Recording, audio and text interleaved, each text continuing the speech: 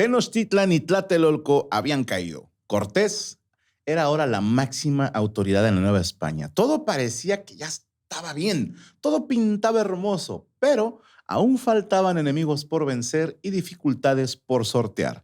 Yo soy Franco Escamilla y esto es Estoy Aburrido.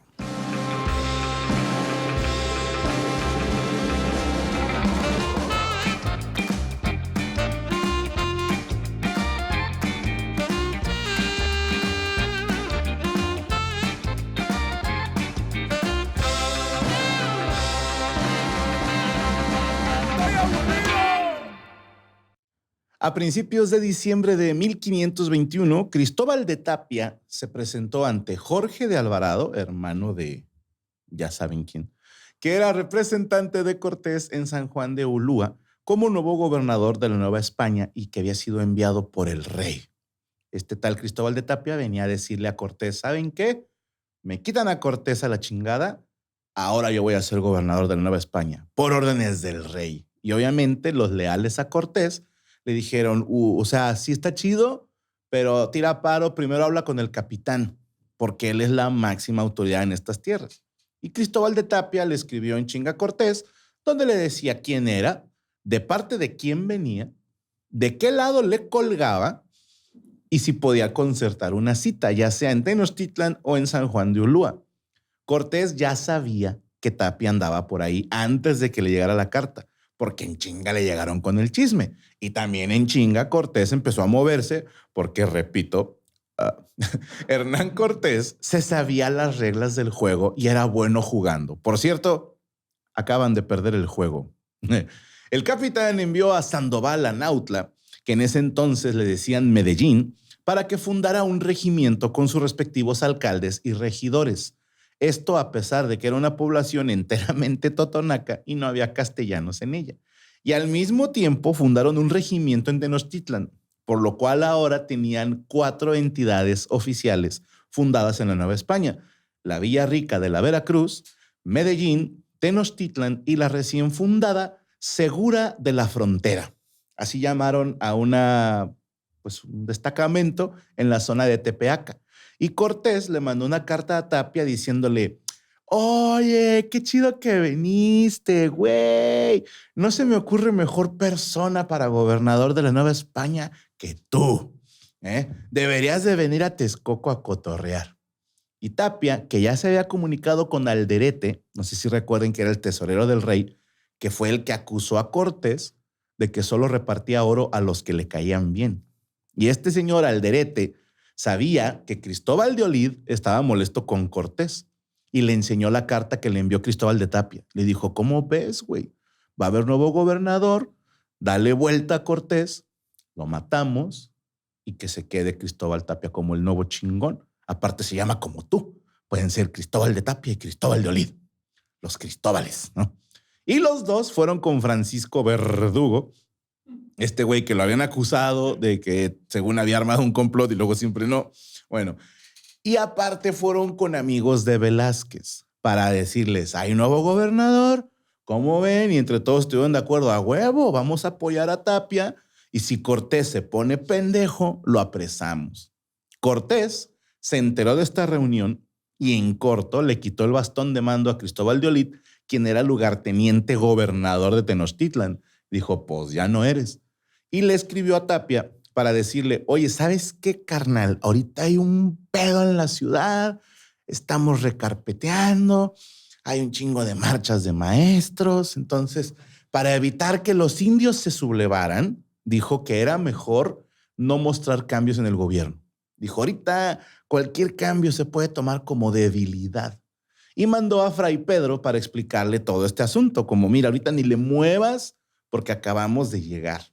Y luego mandó una carta a la Villa Rica de la Veracruz explicándole a Cortés que Tapia se había encabronado porque sus lugartenientes no le obedecieron rápido. Porque este güey llegó, ya soy yo el nuevo gobernador. Este güey, no eres, primero habla con Cortés. Entonces en chinga, los nuevos procuradores de Segura de la Frontera, Medellín y Tenochtitlan iban a ir con el regidor de la Villa Rica de la Veracruz para hablar con Tapia y calmar el pedo, ¿ok? Esto yo sé que suena como, oh, ya que se agarran a putazos. Aguanta. Este es como en el episodio 1 de Star Wars. Te tengo que explicar primero cómo está el pedo, el contexto, dijeran los muchachos, para que no te la tragues sin pretexto y para que entiendas lo importante de este movimiento.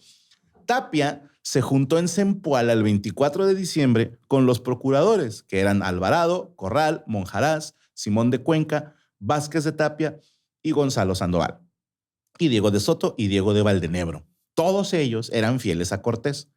Y Tapia les llevó las instrucciones que había mandado el rey y todos, pues sí, efectivamente, aquí dice, ¿no? Y hasta besaron el papel porque venía de parte del rey y argumentaron que apelarían al rey.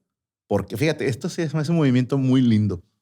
Dijeron, señor Cristóbal de Tapia, es usted una persona muy chingona, muy inteligente, pero usted no sabe nada de estas nuevas tierras.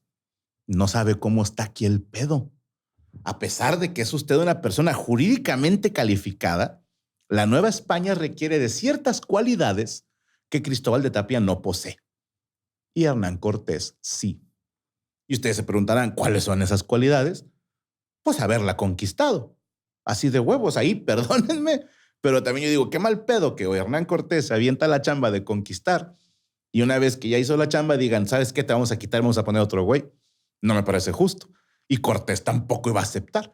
Y el nuevo gobernador, Tapia, dijo, ¿saben qué? Estas nuevas ciudades no tienen representación alguna en España, bueno, en Castilla, y obedecen las instrucciones. Y se chingó. Pero los amigos de Cortés se defendieron argumentando que nada más porque llegó Tapia, ya habían empezado disturbios en la ciudad de Tenochtitlan. Que porque los naturales ya estaban como, no, entonces, ¿quién nos va a gobernar? Y los tlaxcaltecas, yo me alié con Cortés, ¿quién es ese puto de Tapia? Y que si lo nombraban gobernador, se iban a voltear todos estos indígenas. Y esto era falso. No hubo disturbios ninguno. O sea, ¿estás de acuerdo? ¿Qué le importa a un totonaca que llegó un nuevo güey de España? Va a decir, no sé ni qué es España, carnal. Así de sencillo. No, pero viene un nuevo gobernador. Tampoco sé lo que es un gobernador. ¿Cierto? Apenas me estoy recuperando de la putiza que nos pusieron. Y cuando Cristóbal de Tapia vio que no podía arreglar nada con los hombres de Cortés y para evitar que se hicieran los madrazos, dijo, miren, va, hagamos esto. Voy a regresar a la Española, sí, a República Dominicana, vaya, ¿no? Voy a regresar a la Española y voy a esperar nuevas órdenes del rey. Así de sencillo. Ustedes sigan con su desmadre.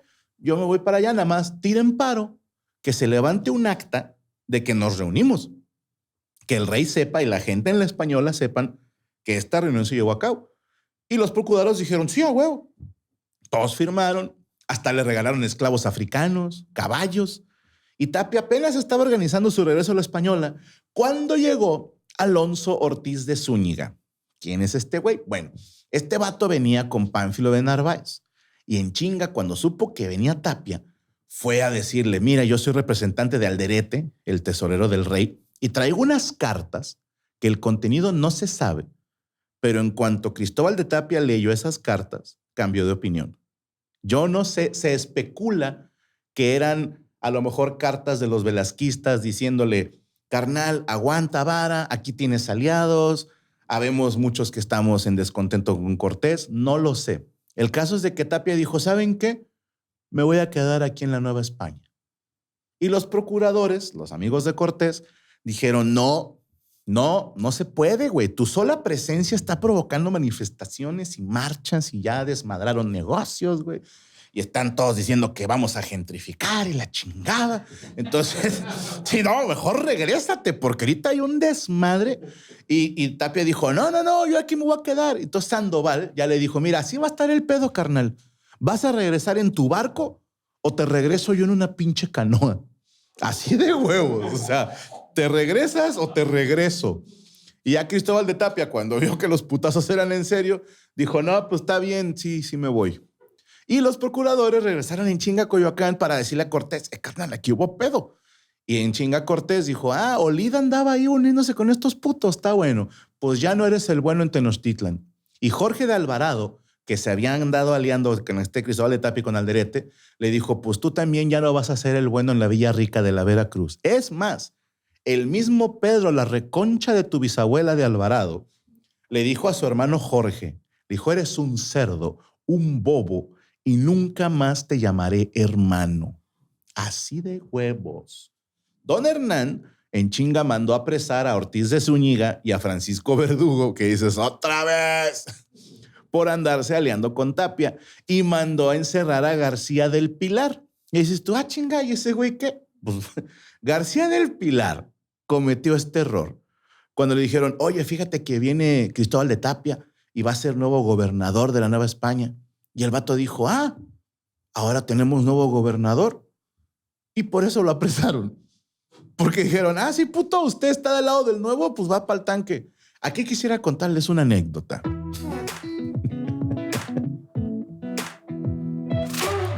Es momento de contarles una anécdota. Realmente es un chiste que me contaron cuando era niño. Hay gente que critica la expresión calladito te ves más bonito, porque dicen que cuando se lo dices a una persona, le estás diciendo estúpido. Yo no lo había tomado así, pero cuando era niño escuché un chiste que me gustó mucho. Resulta ser que 3 amigos estaban descansando trepados en un árbol junto a una piedra enorme, ¿ok? Y justo en eso llegan Alí Baba y los 40 ladrones. Y los 3 güeyes se quedan, chinga. Y Alí Baba dice, ábrete sésamo. Y se abre la piedra, se mueve y sale Jesucristo. Te creas, es otra cuenta. No. Se abre. Imagínate, chinga, me equivoqué de año. No. Se mueve la piedra y se ve un tesoro impresionante. Y uno de los 3 güeyes que estaba arriba en el árbol dijo, no mames, ¿cuánto oro? Y uno de los ladrones de Alí Baba lo vio y con una flecha le atravesó y lo mató. Y el segundo güey dijo, ¡lo mataron! Y alguien lo vio y lo mataron de un flechazo. Y el tercer güey dijo, yo por eso mejor me quedo callado. Y lo mataron también. Y ahí aprendí, mis hermanos, que hay que saber callarse el hocico. A veces me falla. Desgraciadamente no tengo esa parte del lóbulo frontal que te dice cállate el hocico. Por lo general me llega 2 horas después. Oye, ¿te acuerdas que dijiste así? No debiste haberlo dicho. Yo, gracias, capitán. Nada. No. Bueno. Apenas estaba llegando Tapia a Santo Domingo cuando justo en ese momento llegó a la Nueva España Juan Bono de Quejo. Este güey era un conquistador, ándale, que había llegado con la expedición de Narváez y cuando valió madre se regresó a Cuba. ¿Se acuerdan que Cortés dijo el que se quiera regresar a Cuba de una vez? Ese güey fue de los que se fue. ¿Va? Pues este señor traía cartas del obispo Fonseca. Acuérdense que a Fonseca Cortés le caía en los huevos. Y esta misma carta del obispo Fonseca, le ofrecía beneficios a todos los que apoyaran a Tapia. Esta carta decía, todo aquel que le dé la mano a Tapia en contra de Cortés va a recibir beneficios, que eran dinero, tierras e indígenas. ¿Ok? Y también venía una carta para Cortés en la que Fonseca le decía, te ofrezco grandes favores si te vas, así sin hacerla de pedo. Como quien dice, cállese el hocico, váyase y yo le mando algo. Pero para suerte de Cortés, esta carta llegó tarde. Si hubiera llegado cuando Tapia todavía está en la Nueva España, a lo mejor más gente se le une. Pero ya lo dije no sé cuántas veces, Hernán Cortés estaba destinado a la grandeza y la suerte parecía estar siempre de su lado. Y para agregar más a la fortuna de Cortés, la audiencia de Santo Domingo se pronunció en su favor y no en Tapia. Dijeron, pues es que sí, los procuradores dicen que ya hubo levantamientos con la pura llegada de Tapia. Y si quitamos a Cortés, imagínate cómo se van a poner los indios. Ese fue el argumento. Sí jaló lo de blofear de que no, hombre, ahorita hay un pedo, mejor no vengas. Y le daban autorización a Hernán Cortés para conquistar todo el territorio de la Nueva España. Santo Domingo ya había dado su bendición. Y está acompañado de una licencia para marcar esclavos y le autorizaban asignar encomiendas a los conquistadores como Cortés prefiriera. Y todo esto hasta que el mismísimo rey dijera otra cosa. O sea, si el rey no dice nada, Te quedas tú como don chingón, puedes marcar esclavos, puedes repartir tierras, puedes repartir indígenas. Todo eso se lo dio a Cortés. Y todo esto se logró gracias a las gestiones que hizo en Santo Domingo Alonso de Ávila en favor de Cortés, que fue un jalezote que se aventó y consiguió que todos estos favores fueran para Hernán Cortés, y el mismo Cortés nombró a este Alonso de Ávila, perdón, lo nombró alcalde mayor de México, y a finales de 1522 recibió una encomienda, así como miles de indígenas en Cuautitlán. Cortés ahora podía regalar tierras e indígenas a sus conquistadores como pago por sus servicios. Alonso de Ávila todavía organizó una probanza, si se acuerdan, es como una encuesta, en abril de 1522, y todos declararon que Tapia no era el hombre indicado para gobernar en la Nueva España, porque si lo pusieran, se perdería todo lo ganado en la conquista. Una vez librado del problema de Cristóbal de Tapia, Cortés mandó a Alvarado a Tututepec a seguir conquistando territorios. Mandó a Sandoval a Coatzacoalcos y a Cristóbal de Olid a tierras purépechas. Aquí yo tengo, esto es idea mía, porque Cristóbal de Olid ya le caía gordo a Cortés, porque dijo, ándale puto, usted andaba juntándose con el Cristóbal de Tapia, pues chingue a su madre. Y dices, ¿por qué lo mandó a conquistar tierras purépechas? Yo creo que pensó que iba a perder.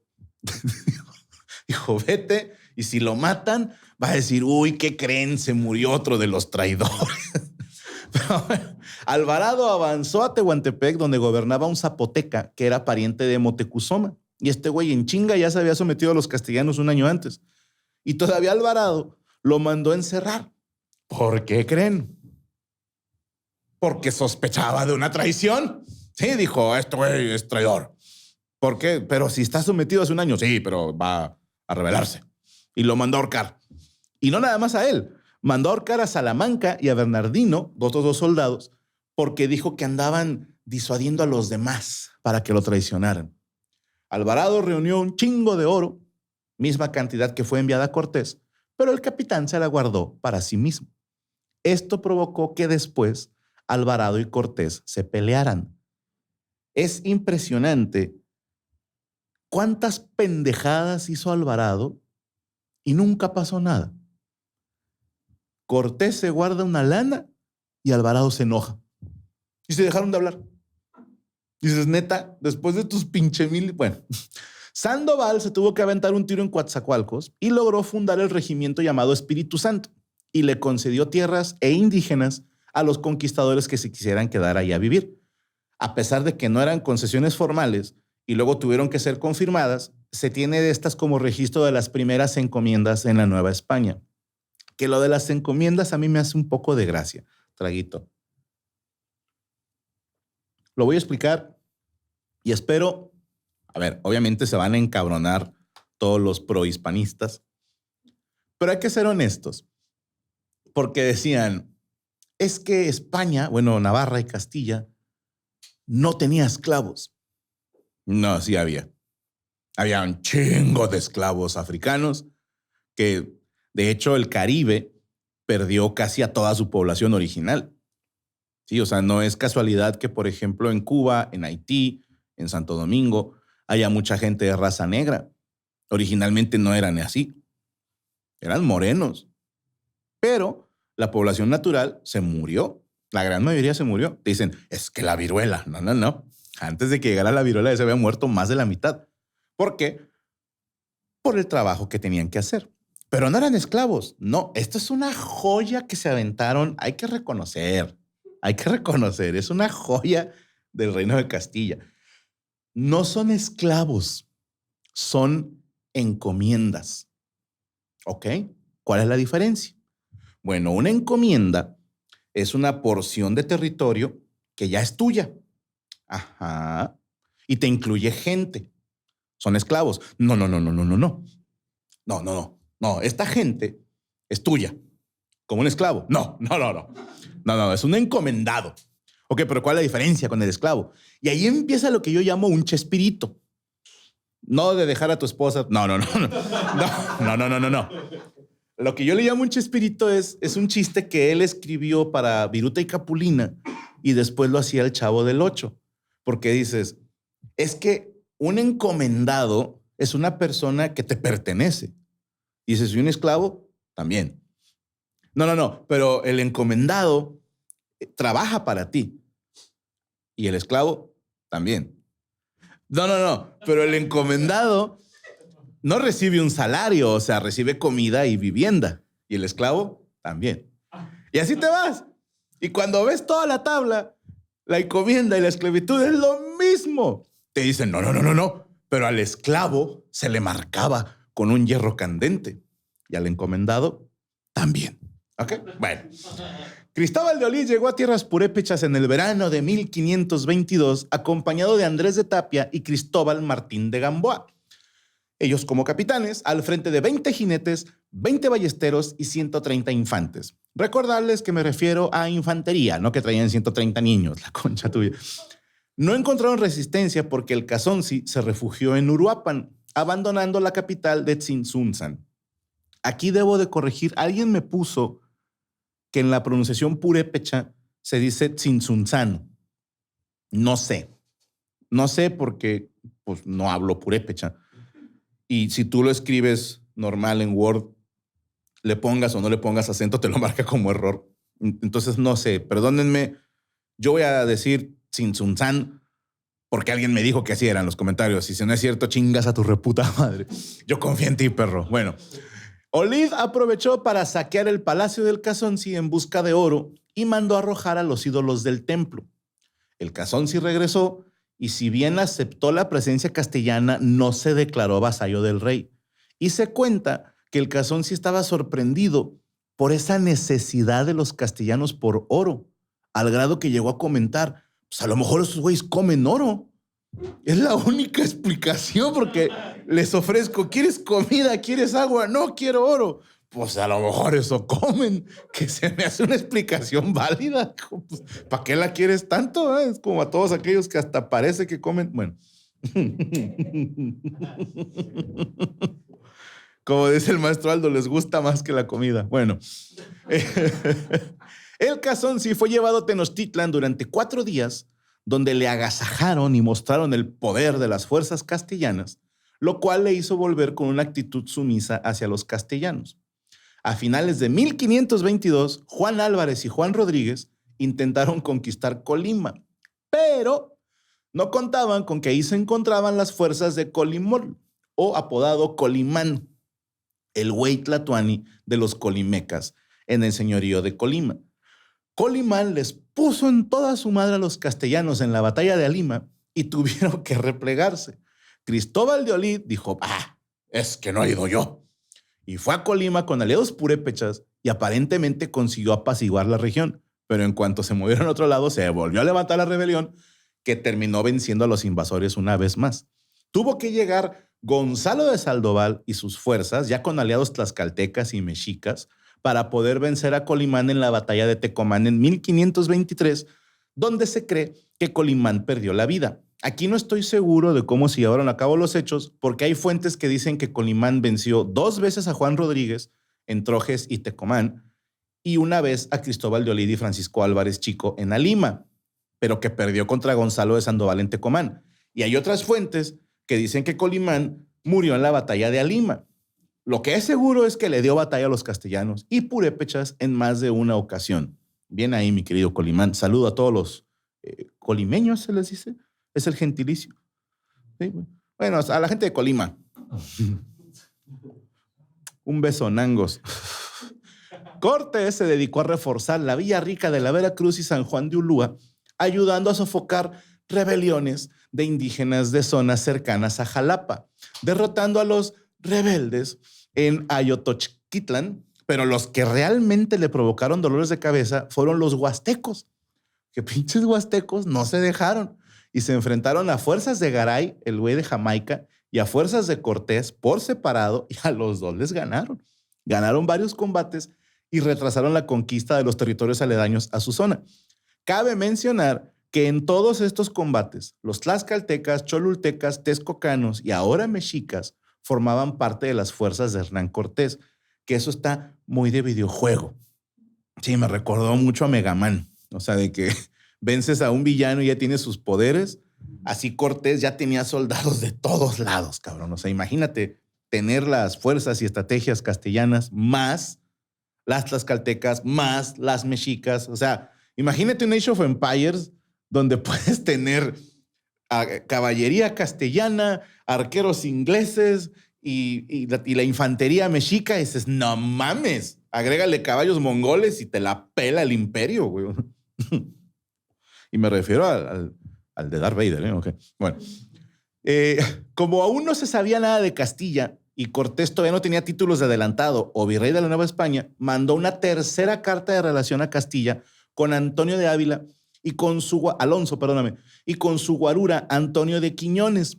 ¿Se acuerdan del güey que los salvó, que era su guardaespaldas? Bueno, los mandó con un enorme tesoro y con las respectivas mordidas al Consejo de Castilla, incluido un cariñito para el obispo Fonseca.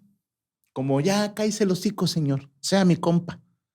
Y a su hermano Antonio, un afamado militar. De esta manera, Cortés buscaba ganarse el favor de la mayor cantidad posible de personas influyentes en Castilla, lo cual demuestra que no hay rivalidad que sobreviva al interés económico. Saludos. El viaje estuvo lleno de desastres. Bueno, hubo de todo. Primero, Julián de Alderete, el tesorero del rey, al que Cortés le cayó en los huevos, iba con Quiñones y Ávila. Alderete, que ya era enemigo jurado de Cortés por haberle llamado traidor y lo amenazó con contarle de todo esto al rey, ¿qué creen? Poquitito después de zarpar desde Veracruz, Alderete que se enferma. Una ensalada que le dieron antes de embarcar le hizo daño. Así tal cual, ¿eh? Hay quienes dicen que lo envenenaron. Cortés dijo, no, que comió una ensalada mala. Y esa ensalada la prepararon los tlaxcaltecas. Ya ves que siempre le echaban la culpa a estos güeyes. Pero el tesorero del rey, enemigo de Cortés, murió cerca de La Habana. Hubo otro percance que en alta mar, un jaguar que mandaron de regalo se salió de su jaula. Que qué puto miedo. O sea, de por sí ya voy en un barco y voy culeado porque no quiero que Neptuno o Poseidón se encabronen con uno. Y de repente estás así encubierta, ¿no? Echando un cigarro y puta, un jaguar, güey. O sea, dices, un carro, ¿no? El animal, güey, ¿no? Y dijo, no trae gasolina, ¿no? En chinga el jaguar mató a 2 marineros y luego hirió a un tercero y pinche jaguar, pues no sabía dónde estaba, se aventó por la borda. Siendo este el primer caso de un jaguar nadando en aguas del Océano Atlántico. Cuando estaban en la isla Terceira de las Azores, Antonio Quiñones, guardaespaldas de Cortés, tuvo una discusión en un bar, al parecer, con otro güey a causa de una morra. Y Quiñones murió a puñaladas. Y cuando la embarcación se dirigía de las Azores a España, que dijeron, bueno, ya chingamos, que los ataca una embarcación pirata dirigida por Jean Fleury, perdón por mi francés, quien les chingó todos los tesoros y se llevó a Alonso de Ávila, quien estuvo preso 2 años en Francia. La puta que el pobre Alonso de Ávila. Primero, no coman ensalada porque envenena. Cuidado con el jaguar, los putos piratas. ¡Puta madre! Dios te odiaba, Alonso de Ávila. Bueno, el 11 de octubre de 1522, el rey Carlos nombró a Cortés oficialmente como adelantado, repartidor de indios, así era el título, que digo, va en una bicicleta aventándolos, hijo de puta, y capitán general y gobernador de la Nueva España. Al mismo tiempo, nombraron a Diego de Ordaz, el tartamudo, para la Orden de Santiago, y en una cédula del 15 de octubre se nombró a 4 personas para que ayudaran a Cortés. Alfonso de Estrada, de quien decían que era hijo ilegítimo del rey Fernando, iba como tesorero. Gonzalo de Salazar como administrador, Rodrigo de Albornoz como contador y Pedro Almíndez Chirino como veedor. Estos 4 se convirtieron en un eterno dolor de huevos para Cortés, ¿sí? Al grado que se les compara con Diego Velázquez. Y en una cédula del 20 de octubre se fijaron los salarios para Cortés y para su gente. Esto se me hizo interesante, por eso se los puse. Cortés ganaría 366,000 maravedíes al año. Los alcaldes de las ciudades, 100,000. Los doctores, boticarios y cirujanos ganarían 30,000 al año y los soldados de a pie 11,832 maravedís anuales. El pedo, los 4 funcionarios que les conté hace rato iban a ganar 550,000 maravedís al año. Iban a ganar más que Cortés, güey. Y el salario de Cortés era el mismo que se le asignó a los adelantados Obando en la Española y Pedrarías en Castilla del Oro 20 años antes. Le dieron a Cortés el salario de alguien de hace 20 años. ¿Te imaginas que te pagaran lo que ganaba alguien hace 20 años? Saludos a todos los meseros. Cortés se enteraría mucho tiempo después de estos nombramientos porque las noticias se retrasaron. ¿Por qué? Porque los amigos de Cortés en España decidieron que Rodrigo de Paz y Francisco de las Casas, que eran primos de Cortés, estaría chido que llevaran las buenas nuevas. Pero estos dos se tardaron un chingo en salir de Castilla. Estaban en plan, ya nos vamos, no, espérate, es que mañana es cumpleaños de la jefa y la chingada. Pero a Cortés igual y le valía madre porque él ya era capitán general desde la fundación de la Villa Rica de la Veracruz. Y aunque no tenía el título oficial, ya andaba organizando expediciones a distintos puntos, ya repartía indígenas y tierras a sus capitanes y ya mandaba. Cortés le dio la encomienda de Cholula a un tal Gonzalo Cerezo. Dato curioso, nadie sabe nada de ese güey. Todos dicen, ¿quién es Gonzalo Cerezo? Probablemente era lo que se le llama un hombre de paja para Andrés de Tapia, porque esa misma encomienda se la dieron a él. Pero hay quienes dicen que Cortés le dio a Gonzalo Cerezo esa encomienda usándolo como prestanombres. O sea, oye, Cortés, ¿de quién es esto? De Gonzalo. ¿Gonzalo Sandoval? No. Gonzalo Cerezo. Chinga, ¿quién es Gonzalo Cerezo? Un amigo. Un amigo que me salvó en Tenochtitlan. Me iban a capturar y él le cortó los huevos al que me iba a capturar. Y lo amarró un mapache y me salvó. Bueno, Xochimilco fue asignada a Alvarado. Azcapotzalco a Francisco de Montejo, que todavía estaba en España, pero acá te la guardamos. Y Cortés dijo, yo no quiero nada. Yo nada más me quedo con Coyoacán, Ecatepec, Chalco y Otumba. Lo demás, ya. Y Alonso de Ávila, que seguía preso en Francia, recibió Xaltocan, Zumpango y Cuautitlán. Francisco Verdugo, aquel que antes era enemigo y acusado de conjurar para matar a Cortés, recibió Teotihuacán. Juan de Cuellar recibió Chimalhuacán. Martín López recibió Tequisquiac. Pedro Moctezuma, hijo del Tlatoani Motecuzoma, se quedó con Tacuba. Y 6 ciudades, Cuitláhuac, Culhuacán, Huitzilopochtli, Iztapalapa, Mixquic y Mexicalcingo, se reservaron como abastecimiento para México Tenochtitlan, pero hubo quienes dijeron que en un principio Cortés se quedó con todo lo que producían esas zonas. Hay una probanza que se hizo en la Nueva España que afirma que Cortés tenía cerca de 1 millón o 1,5 millones de indios bajo su encomienda. 1 millón de personas bajo su encomienda. ¿Son esclavos? No, son encomendados. O sea, trabajan para mí, viven donde yo les digo, comen lo que yo les doy, no cobran, pero no son esclavos. Cortés, hay que decirlo bien, buscó hacer crecer el desarrollo económico. A partir de 1522, buscó importar cerdos, vacas, ovejas y toros del Caribe. Pero Cuba estaba cerrada para él por órdenes de Diego Velázquez. Entonces mandó traer de España cepas de vid, olivos y trigo, así como animales y otras plantas, para que se produjeran en la Nueva España, buscando ser independiente del Caribe y que Nueva España fuera autosuficiente. También buscó alentar a los conquistadores que mandaran traer a sus esposas, sus hijas y otras damas. Pues dijo, hay que poblar aquí, cabrones, o sea, traigan culos. Poco antes de recibir su nombramiento, Cortés se enfrentó a 2 crisis. La primera, entre junio y julio de 1522, llegó un buque procedente de Cuba. Y ¿se acuerdan que una vez venía uno? Te traen su desmadre acá. ¿Se acuerdan que una vez llegó barcos y eran los de Garay y otra vez eran los de Pánfilo de Narváez? Pues esta vez era un enemigo más poderoso. Doña Catalina, la esposa de Cortés. Primer caso registrado en México de un vato al que le cae de repente la esposa cuando está con sus compas en plena conquista. Hay fuentes que aseguran que Cortés mandó traer a su esposa en cuanto cayó Tenochtitlan. Otras dicen que doña Cata llegó por puros huevos, ¿eh?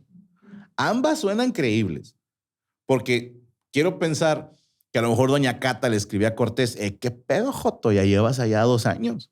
No, es que aquí hay un pedo y hay muchos indios y nos atacan. No te quiero arriesgar. Oye, pero todos dicen que...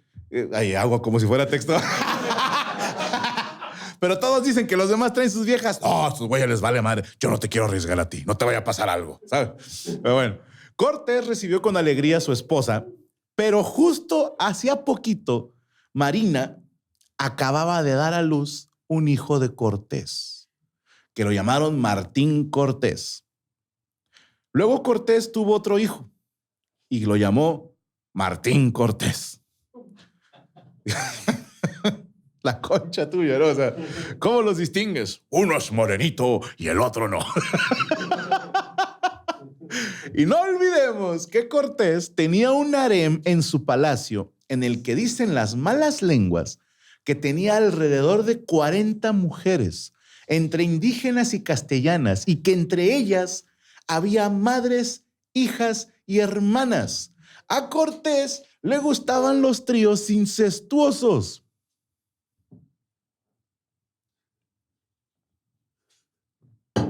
Damn. Bueno, durante meses todo tranquilo, pero el día de Todos los Santos se celebró un banquete en la casa de Cortés y cuentan los testigos que doña Catalina estaba platicando con Francisco de Solís sobre el trabajo de los indios en las encomiendas. Así viene en el texto. Cuando ella de repente dijo, vos os promete que antes de muchos días haré de manera que no tenga nadie que ver, entender con lo mío. Al chile yo no entendí. Eso dijo ella, ¿ok? Pero Cortés respondió en broma, con lo vuestro, señora, yo no quiero nada. Convirtiéndose en el primer caso registrado en México de un güey que hizo encabronar a su esposa por hacerse el chistoso con los amigos. Catalina se encabronó y se marchó a sus habitaciones y Cortés, para disimular, se quedó un rato cotorreando. Típica, que la vieja ya está cagada y tú, no, no pasa nada, y te quedas 15 minutos más y luego ya me voy, a tener un chingo de sueño. Cortés se quedó un rato cotorreando y después se fue a dormir. Pero a medianoche, Cortés llamó al mayordomo y a su tesorero para informarles que doña Catalina estaba muerta. Sí. Mandaron llamar a las doncellas y a Juan Suárez, hermano de Catalina, pero le pidieron que no viniera a ver el cuerpo, porque supuestamente sospechaban de él, de Juan Suárez. La mayoría de las doncellas declararon chingo de cosas desfavorables para Cortés. Juana López dijo que encontró en el piso las cuentas de un collar roto. Ana Rodríguez dijo que Catalina estaba celosa de las mujeres de Cortés, que también pinche Catalina tóxica. Es un harem de 40 viejas. Aguanta vara. Bueno, y que cuando se fue a dormir, la escuchó decir, ojalá Dios se las llevara de este mundo. Otras doncellas insistieron en que había magulladuras en el cuello de doña Catalina, que la cabeza se veía azulada y que la cama estaba mojada. 3 síntomas de una persona que muere por asfixia mecánica. María Hernández, que aseguraba conocer a doña Catalina desde hacía 10 años, explicó que Cortés a menudo echaba de la cama a doña Catalina y que doña Cata le dijo una vez, ay señora, algún día me encontrarás muerta. Se dice que Cortés insistió en contra del consejo de Fray Olmedo que se encerrase el cuerpo de su difunta esposa en un ataúd, clavaran la tapa y la enterraran en chinga. Nadie más vio el cuerpo de doña Catalina después de muerta. ¿Por qué? Por orden de Cortés. ¿Por qué? Nunca se dijo por qué. Obviamente, hubo quienes acusaron a Cortés de que mató a su esposa. En una probanza, varios testigos, entre ellos Jerónimo de Aguilar, acusó a Cortés de asesinar a doña Catalina. También hubo quienes hablaron en favor del capitán y decían que doña Cata murió de mal de madre, como llamaban en aquel entonces a los problemas en la matriz. Otros decían que Catalina padecía de asma, entonces se murió ahogada. Juan Suárez de Peralta, sobrino político de doña Cata, declaró que Catalina tenía el corazón enfermo y que había sufrido ataques en Cuba. Además, Leonor y Francisca, hermanas de Catalina, habían muerto igual que ella. Juan de Salcedo declaró que una vez en Cuba parecía que Catalina estaba muerta y que Cortés la despertó vaciando un cubo de agua sobre su rostro. Y el mismo Hernán Cortés dijo que las magulladuras en el cuello de Catalina fueron causados por sus esfuerzos por reanimarla, porque todos sabemos que la mejor manera de despertar a una persona que se desmayó es estrangulándola. Algunos afirmaban que Cortés era capaz de matar a su esposa, argumentando los crímenes cometidos en Cholula y Tepeaca. Y ahí yo digo, pues no, que no habían hecho nada malo. A ver. Pero quienes lo defendieron argumentaron que era cosa distinta a lo que pasaba en una guerra. O sea, si pasó lo de Cholula y Tepeaca, van a decir, no, pero parece. Fueron los tlaxcaltecas. Andrés de Monjaras dijo que había visto cómo ahorcaron a 3 indios porque decían, la raza, que esos 3 güeyes se habían acostado con Marina. Y que Cortés dijo, se andan picando a mi Malinche ni madres. Ahora, Hugh Thomas, mi compadre, escribe... Es que ya lo leí 3 veces, ya somos amigos, no mamen, güey. Ya siento que lo conozco, güey. Hugh Thomas dice, tiene una hipótesis que está interesante. Él dice que probablemente hubo una pelea entre esposos y que Cortés la tomó del cuello, no con el propósito de matarle. ¿Se acuerdan de aquel vigía en Zempoala cuando derrotaron a Narváez? Cortés lo agarró del cuello. Dinos todo lo que sabes, hijo de tu puta madre. Palabras más, palabras menos. Que probablemente doña Cata y Cortés se pelearon y que este güey así como, ya cállate el hocico, ¿no? Que para mí no disculpa nada, pero bueno, que tal vez eso le provocó un síncope a Catalina y tal vez por una condición hereditaria, por su asma, por eso murió ahogada. Lo cierto es que nadie sabe ni sabrá lo que pasó aquella noche. Cortés no mostró remordimientos, lo cual sus defensores decían, eso lo convierte en inocente. Yo nada más quisiera agregar que los psicópatas no tienen remordimientos y eso no los hace inocentes. ¿Okay? Bueno, la situación judicial se abandonó, se desestimó el caso, pero la madre de Catalina, la Marcaida, mantuvo un pleito civil durante años. O sea, hasta los descendientes de la familia Catalina siguieron intentando llevar el caso contra Cortés. Casi un siglo después, los descendientes de Cortés seguían pagando dinero a los bisnietos de su primera suegra, o sea, nietos sobrinos de doña Catalina. Suena raro, ¿no? O sea, si yo no hice nada, ¿por qué les sigo pagando dinero a estos putos? Bueno, cuando parecía que Cortés tenía ya por fin todo resuelto, llegó un nuevo rival, Francisco de Garay, gobernador de Jamaica. Este vato ya llevaba años intentando establecerse en la Nueva España, precisamente por ahí por la zona del Pánuco. No se sabe la razón de por qué se quería asentar ahí. Hay quienes especulan que el vato pensaba que por ahí estaba la fuente de la juventud que había buscado Ponce de León, o que el vato le habían dicho que había productos importantes en esa zona. El caso es de que el vato dijo, yo quiero esa zona, el Pánuco. Y Cortés, pues no era muy compartido que digamos. En junio de 1523, Garay partió desde Jamaica con una flota de 9 naos, 3 bergantines, 145 caballos. Su puta, toma en cuenta que Cortés conquistó con 16, güey.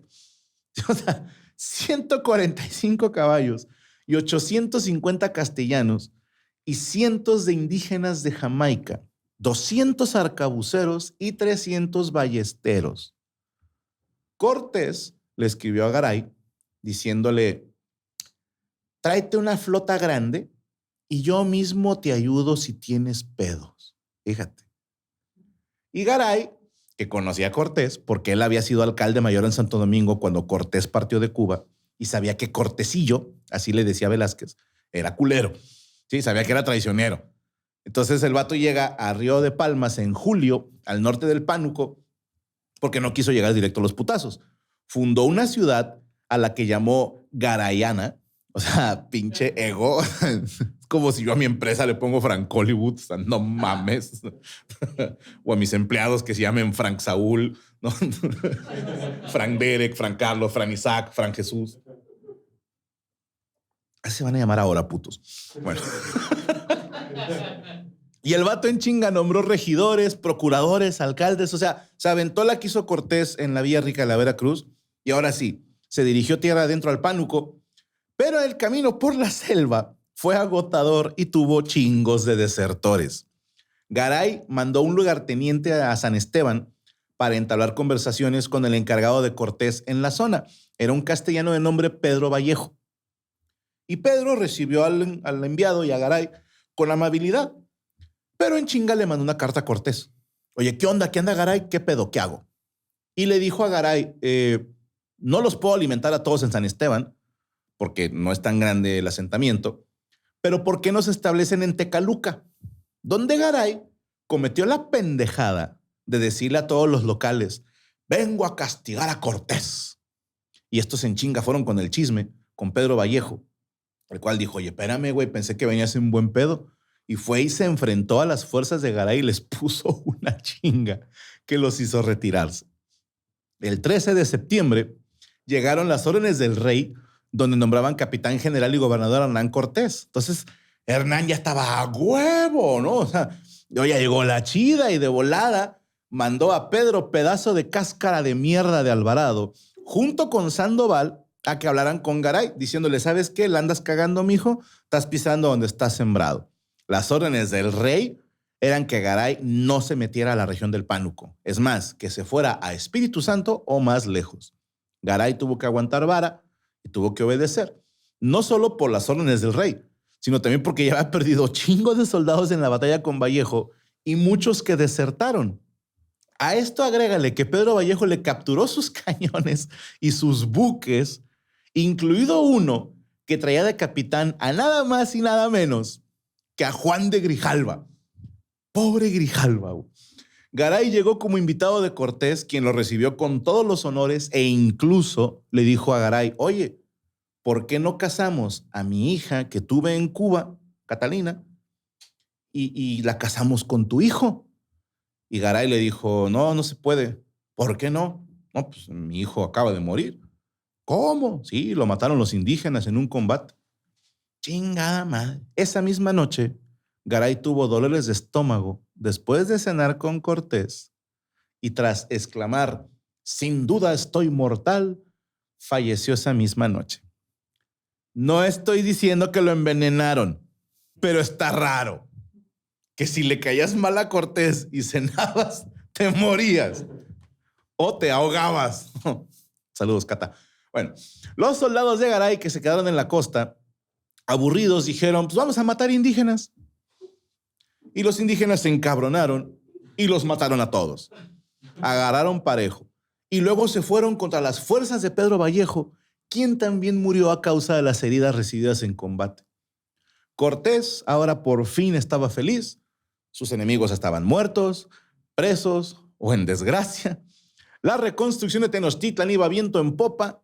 Todos le veneraban y el vato acostumbraba a andar de capa de seda, acompañado de 4 caciques a caballo y un chingo de mayordomos y criados, pajes, etc. El capitán era la máxima autoridad y su reinado no había hecho más que empezar. Pero aún faltaban cosas por suceder. Y de eso hablaremos la próxima semana. Yo soy Franco Escamilla y esto Estoy Aburrido.